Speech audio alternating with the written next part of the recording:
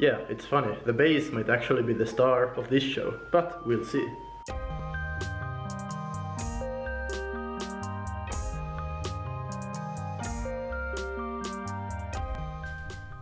Hello, I'm Lucas and I make small things for my D&D games.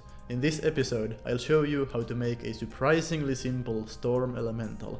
Then we'll make a beautiful lightning-struck tree base. As always, if you get inspired or if you learn something useful in this video, make sure to join the craft by subscribing and like this video in the end. I've started appreciating these kitchen sponges. So far they have proved useful for making bushes and trees, so I wanted to explore the possibilities. I ripped out pieces from the sponge, trying to shape them as clouds. I made sure to get rid of unnatural looking edges and corners. I made several pieces of different shape and size, as I was not entirely sure of what I will need. At this point, I was not convinced that this will work at all, but I wanted to try it anyway. Okay, there we go. As you can see, I really made a bunch of these, as I needed some room for error. I'll paint them in different colors to see what works best. First, I painted roughly 1/3 of them with plain black. Here I just pressed and moved them around with my hands. The next color is a dark blue. Make sure to get the paint into the sponge. A grey paint was used for the remaining third of the strange, soon-to-be sponge clouds. I let this dry for about an hour. Meanwhile, I went out and thought about the next step. The next step is to dry brush the sponges. I did a heavy dry brushing with a tan.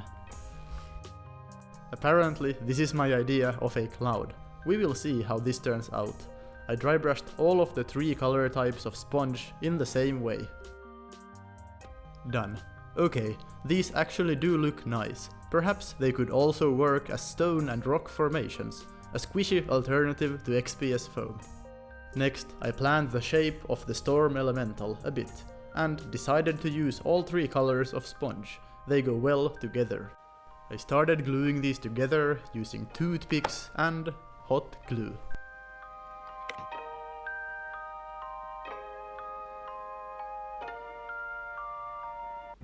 Don't be hasty. The hot glue will take some time to cool down and harden, as it is squeezed between 2 insulative sponge bits.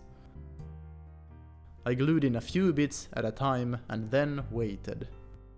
A toothpick is not always necessary. Here I was planning the arms. Definitely need a toothpick for this joint.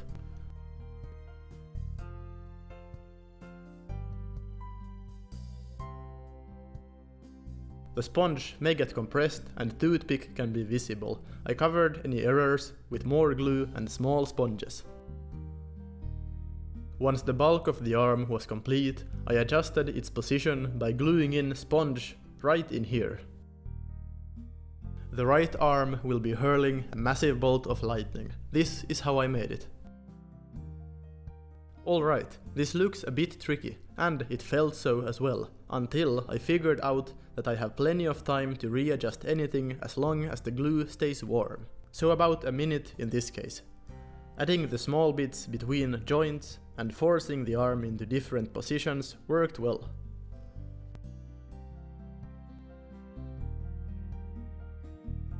Yeah, this is looking great. I'm no longer feeling clueless.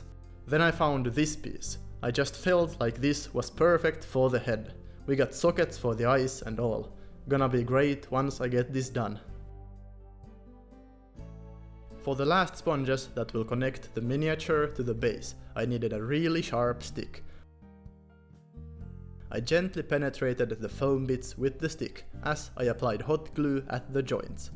This is the only form of gentle penetration a man should perform. Yeah, that's how I made the bottom part of the elemental. At this point, I removed all of the ugly hot glue strings and stuck the guy onto that piece of foam.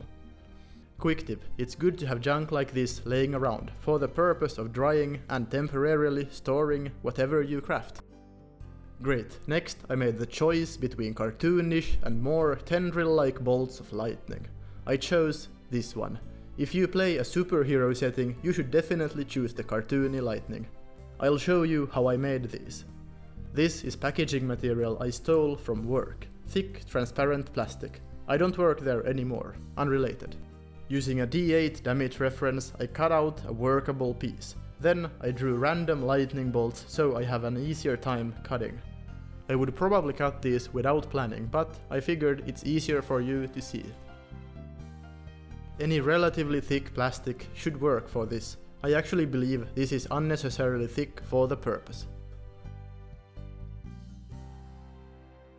I just cut out plenty of different sized lightning bolts. I was not quite sure how to use them, so I made lots of them just in case. This elemental will hurl devastating spears of lightning. I will make a spear from these 3 larger bolts. They will be put together into a 3-dimensional bolt of lightning. Spectacular! I then painted these little plastic bolts with orange to begin with. And yeah, I want to make sunlight spears just like in Dark Souls. They may look a bit too orange, but don't worry, I'll add more yellow and white soon. I then continued by painting the middle of the bolts with yellow. When using a diluted paint first, the transition became a bit smoother.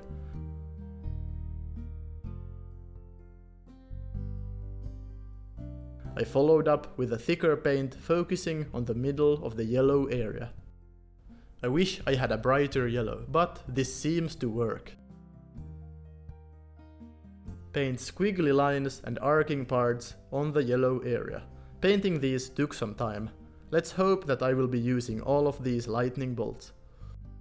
I then continued by painting thin and irregular lines with white. Oh, an idea. I remembered I have this white gel pen. I was able to gently draw on some bright and defined arcs on the bolts. Not that bad. Later I realized that painting the center of the bolt more white looks better. Pretty epic if you now have come to the shocking realization that you are enjoying the craft. Like the video, subscribe and make sure to enable notifications to support the channel. Great, and for the non-peasants I recommend priming the bolts. At some points the pen scratches off a bit of paint. A primer should fix that. There we go, I'll glue them on now. I used PVA glue to attach the bolts, as hot glue would not be pretty. I simply stuck them into the sponge. This is super easy and fun to craft. First I poked in these small bolts around its torso and lower body. And here you can see me attaching this cool larger lightning bolt. Perhaps it will work as a shield. Yeah, this guy is gonna have an epic lightning shield. Next arm. For the large thrown lightning spear I decided to use hot glue. If there is a mess I will cover it with paint. I figured out how to attach the 3 pieces. I carefully assembled the lightning spear. To attach it, I painted a sharpened toothpick black, glued it under the lightning and poked the spear into place. While the glue was still hot, I made sure that the spear points to the right direction, your player character's face. And as a clever fix for the ugly hot glue, I just drew shaky lines with the white gel pen. That right there is a large clump of glue. It's barely noticeable. Great. I took a look at the progress and decided to brush over with a tan. I painted over some areas to make the sponge look more like clouds.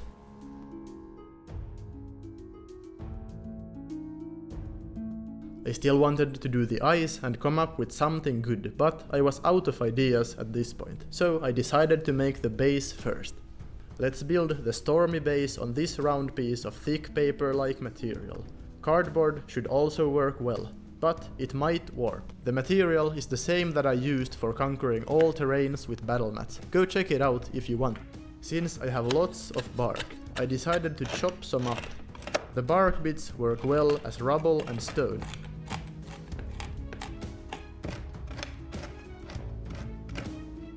I glued them onto the base with plenty of PVA glue. Yeah, just sprinkle them on. I do think sand and rubble would also work well for this purpose.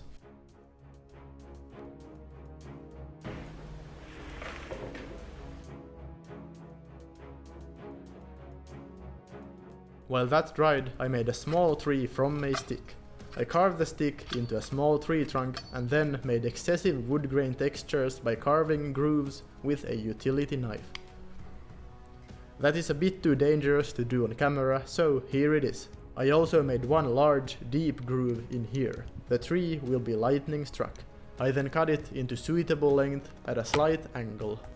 I glued the soon-to-be tree on the base, then made myself some of these. I briefly covered the making of this homemade flock in this video. I will place them on after the base is painted. More bark.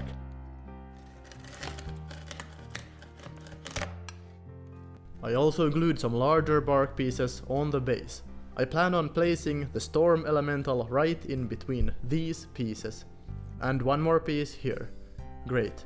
I waited for the glue to dry.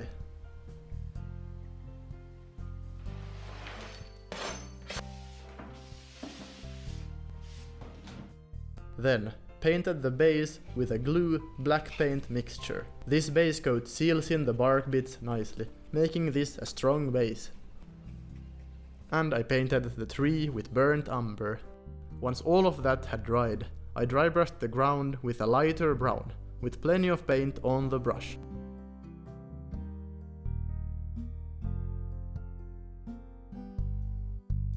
Next up, dark blue for the larger stones. Pretty weird, but I wanted to try something new.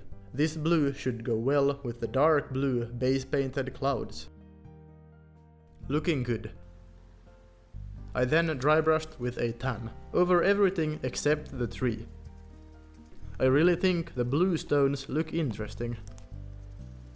I painted a glowing burning effect in the large groove of the lightning struck tree, a transition from white, yellow, orange, red to dark red. It turned out fairly okay. I just wanted to quickly paint it to get it all shot in one frame. I covered up the mess with brown, then painted the tree with a golden brown. As with the ground and stones, I dry brushed it with the tan. Lastly, I applied a bit of dark wash.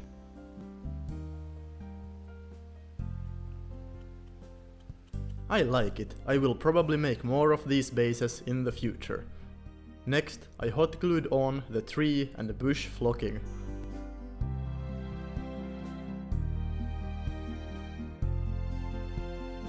While also applying dill as grass flocking on a portion of the base. These two sponge bushes go right here. I thought it would be fun to place a lightning bolt striking into the tree.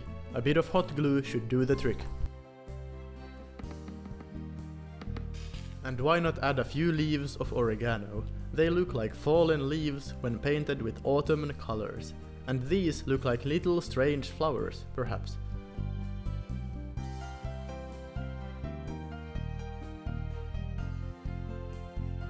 I also dry brushed some of the grass with yellow. After all of this was done, I cleaned up any messy hot glue spots with suitable paint. This must be the most epic and simple base I've crafted so far. What do you think? I believe the bark is doing most of the work. It is time to make the eyes. I cut out specially shaped lightning bolts from the plastic sheet.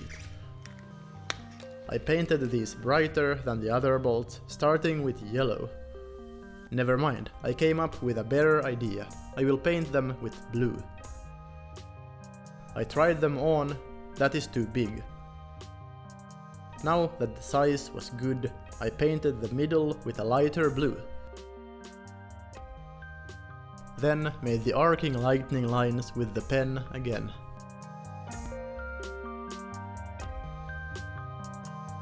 Hey, do you remember the eye sockets? I painted them with white, then created a transition from white to blue. Here I also painted some blue arcing lightning over parts of the body. Mostly near the head and the shoulder, but also all the way down to the base. Then I painted white with the gel pen in the middle of the blue lines and spots.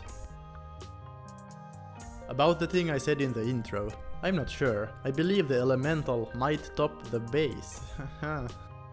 Well then, I glued in the eyepieces using PVA glue. Then I bent them slightly into better shapes.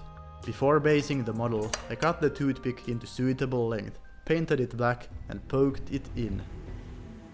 During windy nights at the passing of seasons, the primordial elementals walk the material plane. I also painted some lightning tendrils on the stone and then painted the rim of the base with black. I figured the extra lightning bolts work well as a legendary action. I'll put the lore and the stats of the Storm Elemental in the Bardscraft bestiary I'm writing for the minis I've made. What feature or special attack do you think this guy should have? Write your ideas in the comments and I'll include the best one in the bestiary. This miniature turned out great. If you agree, do subscribe. I make unique miniatures and terrain every week, and I want to share simple techniques and show the use of cheap crafting materials. It's not that hard. As always, a huge thanks to the patrons. If you really appreciate the content I make, consider supporting the channel on Patreon or through other potentially useful links in the description. Great, I'll see you in the next video. Until then, craft more terrain and minis.